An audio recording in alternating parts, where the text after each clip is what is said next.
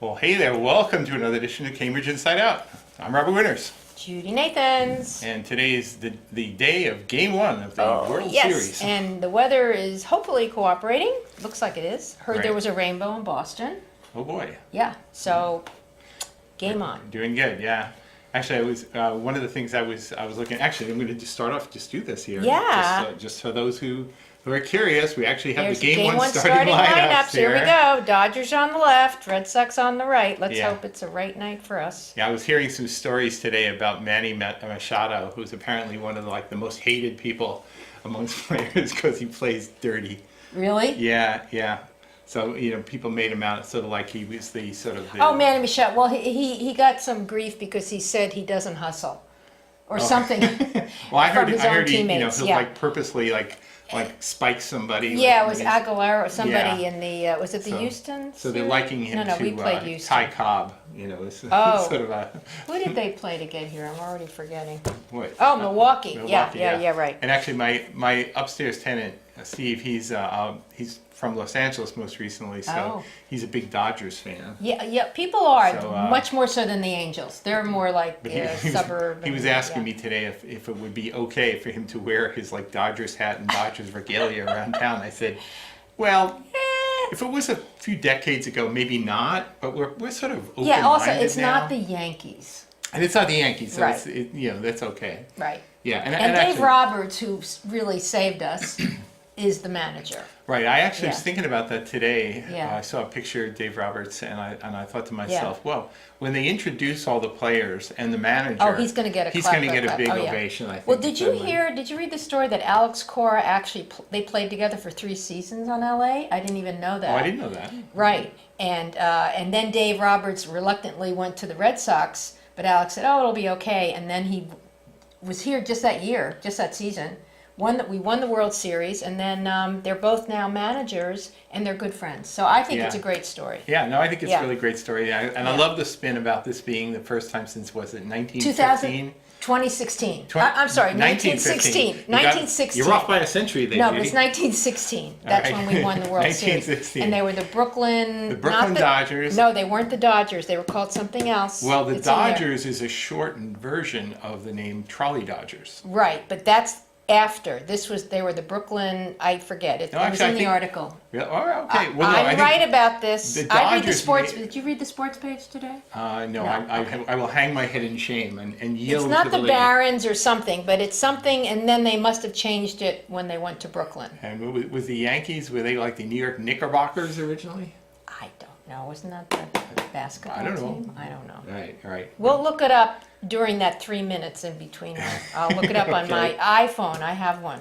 Right. Anyway, so I've been just saying, I'm Yeah. really looking forward to this contest between Yes. the Red Stockings and the Trolley Dodgers. Okay, right. Which I've not heard that, but that's great. Right. 8:09 tonight is game time. Right. Now, were Right. you grew up around there, I grew but up they in were New gone York. by then? Or Yes. they had gone to LA in the 50s, right? Yeah. Before So- I was really conscious. So I think it was Before- right, around 'cause you're younger than I am. maybe in 1957. 7, exactly. So Sandy that's when Koufax. and Yeah. they absolutely broke the hearts They of did. every Brooklyn Was that Dodgers after fan. the Giants left or before? Because they left. New York Giants left. The Dodgers left. I think in successive years. Right, and then the Mets were Well, that's what born. created there was a lot Right. of desire. Right. They had 2 National League teams up to 1956. Right, and then they 2 just years left. later they had none. So you mean they only had one American League team? They always said Yankees. just the Yankees, yeah. Interesting. So anyway, that was the setting, and then Right. so there was a lot of pressure that led Yes. to the expansion of the American Not just League them, in but Toronto, I 1961. think, Montreal And Expos then were National part of League it. in Yeah. '62. So, and one Right. of the teams was the New York Mets, which Right. is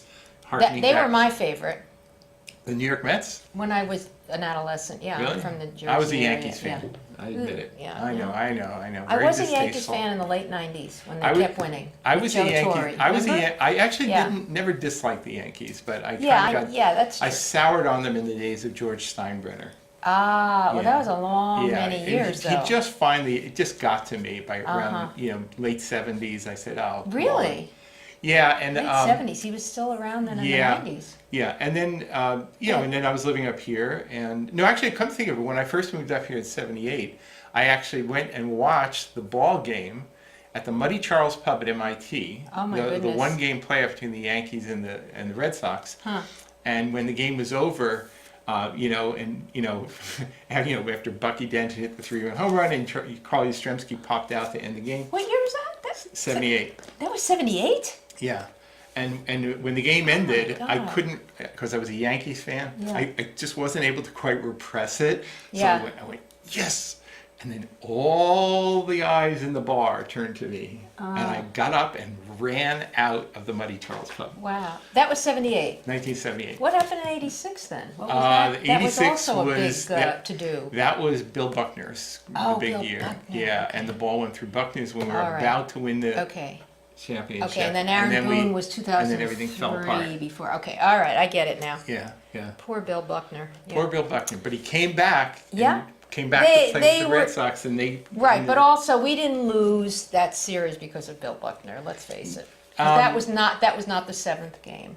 It was the sixth game. It was the sixth and game. I People think, forget that. But a lot of us felt that like Yeah. you the lost it momentum.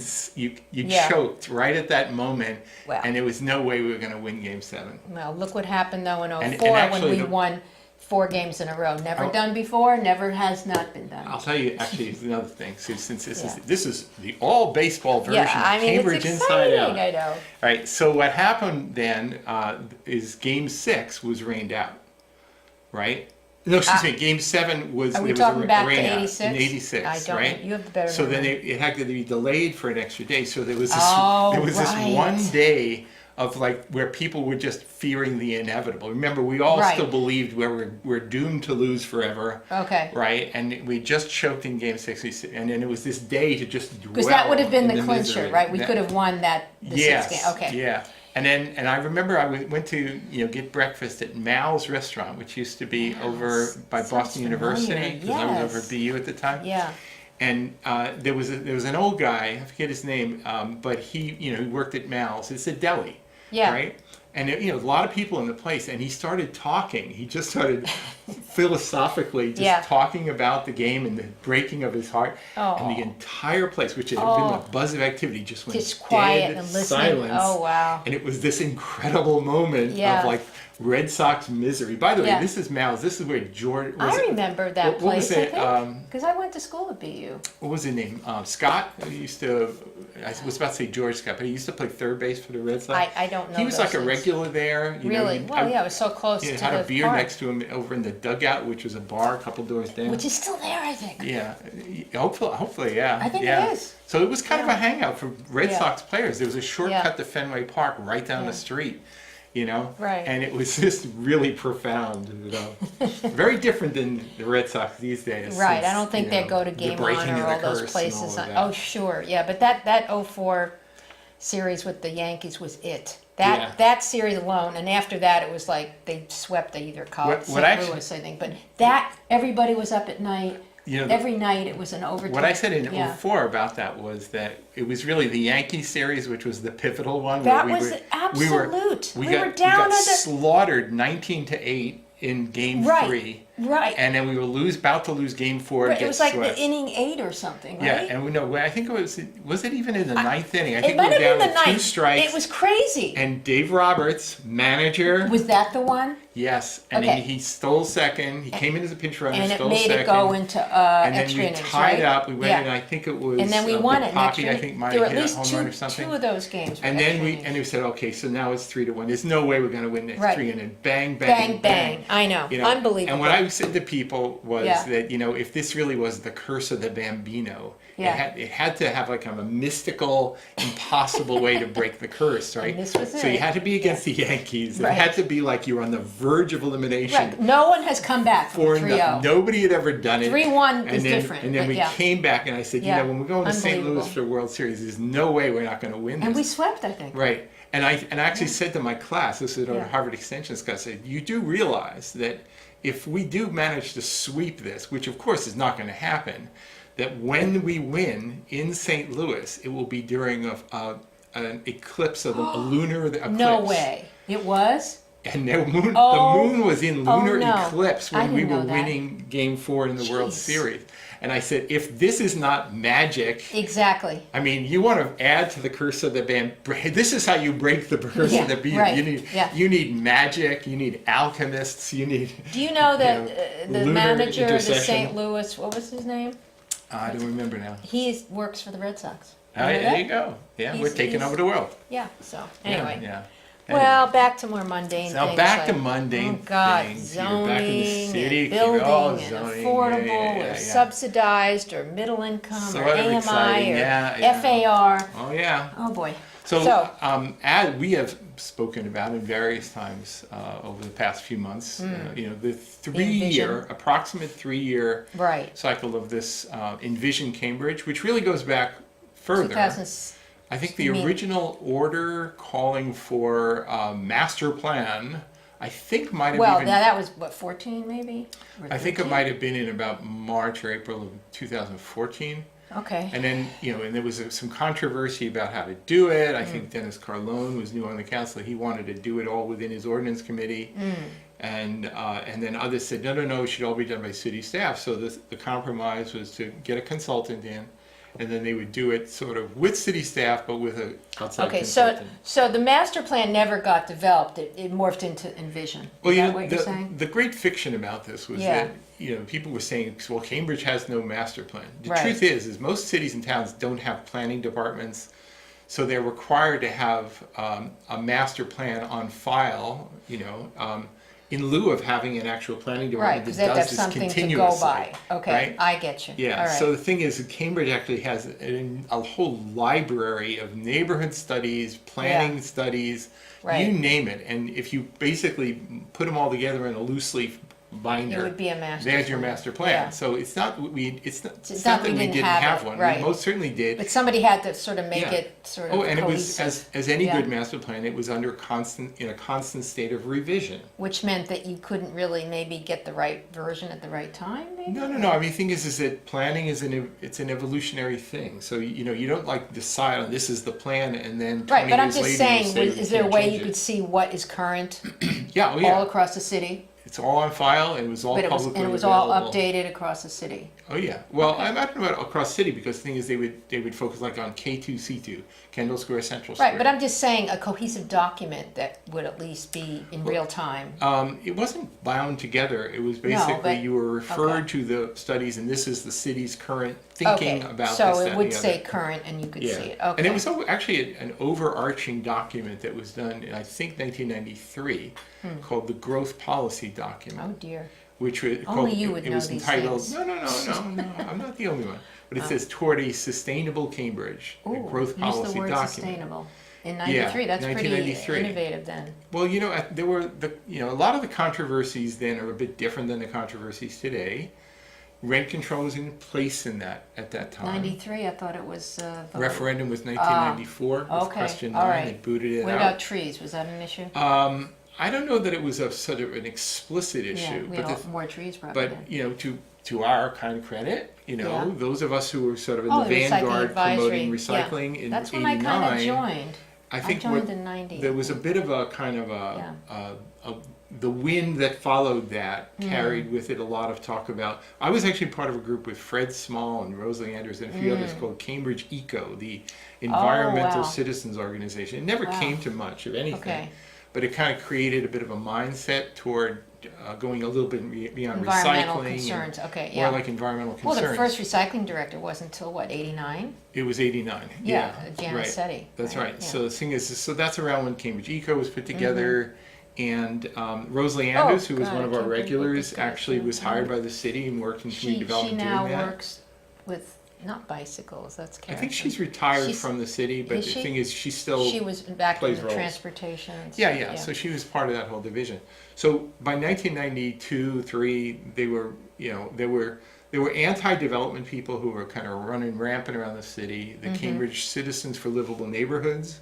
Was that when that started? They had pressed on this parking freeze, which was Oh, right. the interim parking freeze Yeah. was really kind of a settlement between the city as part of a lawsuit that was brought by CCLN. And it basically, that's what started to regulate things like commercial development. So the biggest concern at the time was the proliferation of commercial development. Was it going on in Kendall back then? I can't remember. It was ramping up. What happened was, what kicked off the whole thing, quite honestly, was the development of 1 Kendall Square, which is, of course, as everybody knows, not in Kendall Square. Well, it's not too far. Yeah, I mean, right? that people refer to that area. Well, it was a marketing East Cambridge, thing, but right? yeah. But when they built that whole thing out of the old Boston woven hose relics, Yeah. There was a parking garage got built, and it just Oh, happened. that's right, by the theater. Yeah, and Okay. it was in the backyard of somebody who then became a prominent activist for this. The lawsuits followed, Oh. and it turns out Cambridge had actually signed on voluntarily to a cap on Cars. commercial parking. Oh, right. But it was always unsettled. Is that like for a fee as opposed to You could employee parking for Right. without a fee? So it's part of Right. it because you work there, right? Right. So that was never fully adjudicated, but that there was a lawsuit, and then they settled on this commercial parking, interim parking freeze, which was later eclipsed by the Vehicle Trip Reduction Ordinance, which is now part of the state implementation plan for the Clean right, Air Act, right. which went on to the state DEP and then on to the Yeah. And that's still in EPA. effect? Yes. Or is Trump kind of gotten rid of it? But the thing is so that was kind of the background of all this thing. So now we're giving Yeah. like a history lesson here, right? So by 1993, so there were people, they were concerned because there was going to be a cap on commercial growth, and they didn't want it to be just a brick wall because, in fact, remember this is days of rent control. Revenue was very limited from the residential sector because of rent control. Oh. So the city was becoming more and more and more dependent on commercial. commercial growth.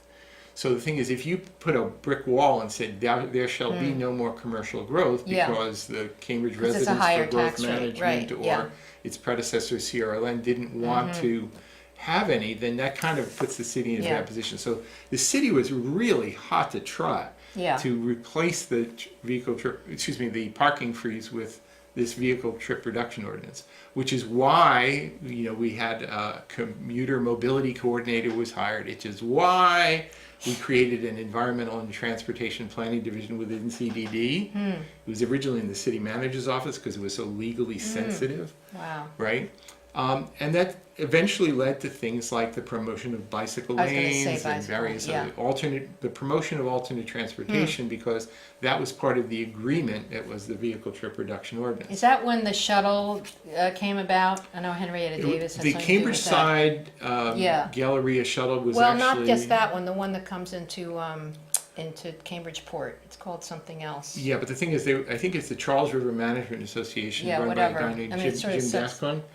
And those actually were starting up around that time, early 90s, But that would I help believe. people. Well, yeah, and it use actually vehicles. became a very important thing for commercial development because Right. if you were going to build, if you really, really wanted to build a commercial building, like in Kendall Square, it became kind of standard process that you had to get your approvals for a transportation plan. And that almost invariably meant having things like free or reduced Fares transit for- passes, T-passes for your employees. Make it more expensive for parking. Right, or whatever, and also signing on for having a shuttle service, so you could take the T and So I hop think on it the got subsidized bus. because it costs Yeah. more than people paid. Yeah, but the thing is that I think for a while, Easy Ride, that's what it's called, isn't it? maybe that is, maybe, Yeah. but I think it's all run by the same group. Right? Maybe, but that's Right. So anyway, that was the backdrop here, and by 1993, they sort of settled into a kind of a standard. They were like, I forget exactly how many major, clearly elucidated principles were part of the growth policy document. It's on my mind, by the way, because you forced me. What? You forced me. You suggested I watch a planning board hearing from September 25th. Well, other people had suggested it to you. Yes. I was just curious about a this city one aspect councilor of it. suggested I should watch Yeah. it. And I Did you? watched it last night. Okay. Pretty It was- much complete. It was 3 hours. I sped forward Yeah, some of the boring right. parts, but Mainly it was about the Envision plan. yeah, I mean, I knew pretty much everything the Envision people were Sure, going to say. because they've done these presentations, Yeah, but it's it was their getting old, response yeah. that But was, it was the commentary from the planning board, and it Right. was Hugh Russell who actually really the one on the emphasized. left, Yes. right, yeah. So Hugh, he emphasized, he says, well, are there any things as part of this new Envision process that are basically going to sort of throw out principles that were part of our last 25 years in the growth policy document? Oh. And in fact, there were some clear contradictions now. Huh. You know? Like what? Well, things like preserving existing residential neighborhood character. Oh. Okay, so if you bring in one of the two different, and one in particular is 100% affordable housing overlay The affordable housing, proposal, yeah. which would actually sort of drop very large scale buildings in the midst of Well, it could existing drop neighborhoods. very large scale. It would allow it to be done as of right. Right, I know, I had to look all that up, but And that can't be tweaked at all. Wouldn't they still need approval of some sort? Well, see, here's the problem, and I think Yeah. this is a really serious legal problem. Yeah. Is that right now you could do projects. You have to get them. You have to buy the property first. Well, that's the first So barrier they're sort right of there. trying to Yeah. rig the benefits to make it so that nonprofit housing developers can. Well, be they're trying to competitive. level the playing field.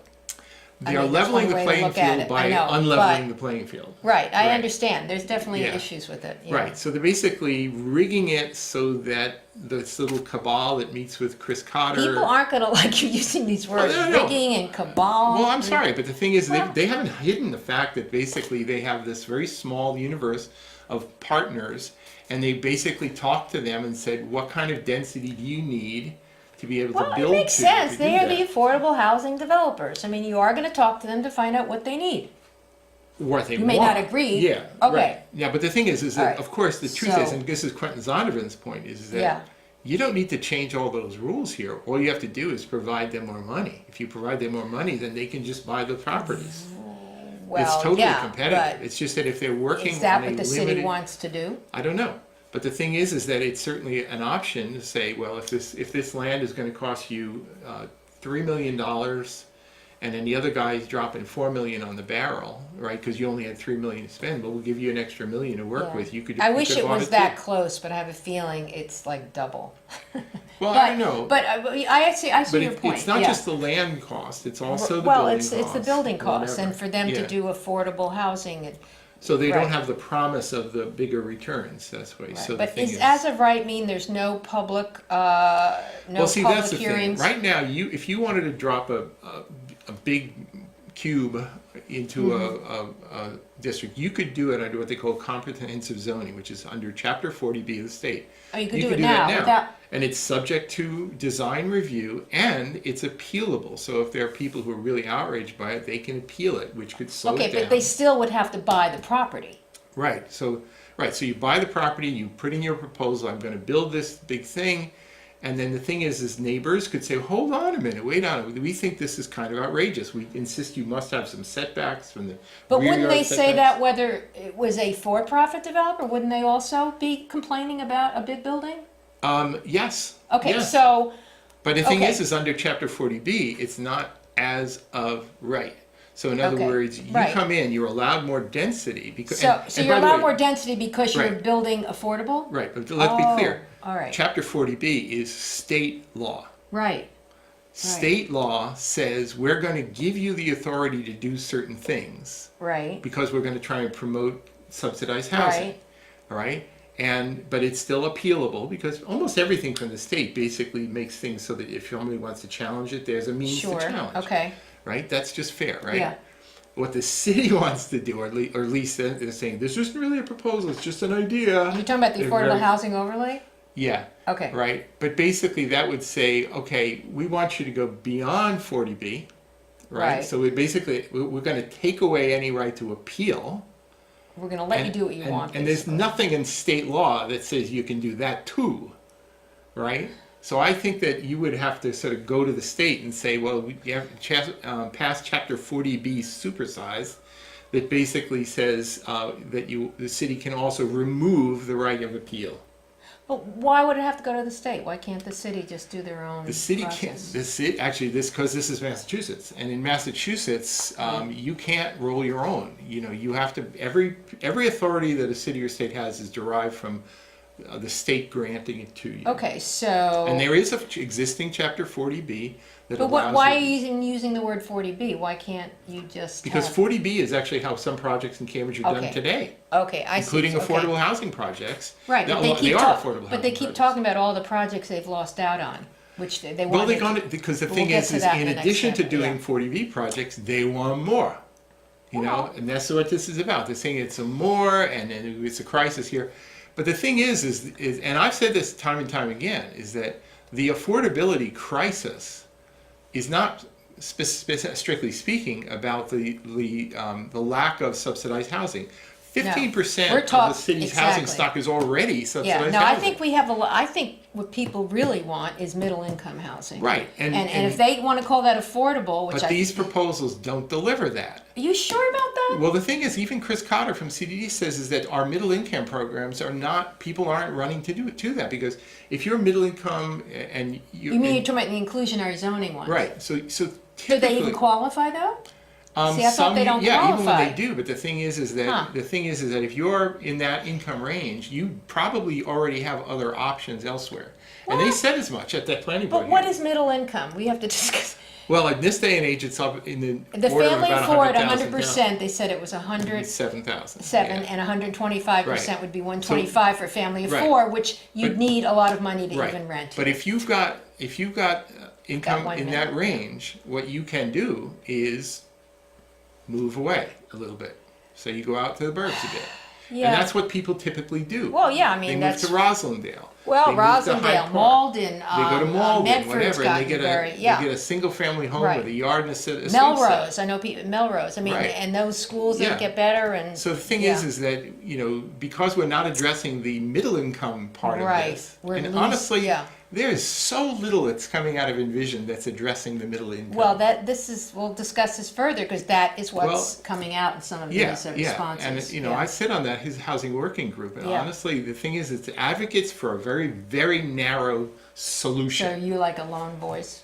I've kind of become a lone voice. Where I wasn't the All only right. one, but I'm the only one who Yeah. goes to the meetings who speaks Well, that way. we'll talk more specifically about what happened last night. Yeah, the we can round do table. that and a little bit more at the planning board. Right, well, they're connected, yeah. All right, when we come back on Cambridge Okay, Inside Out. see you.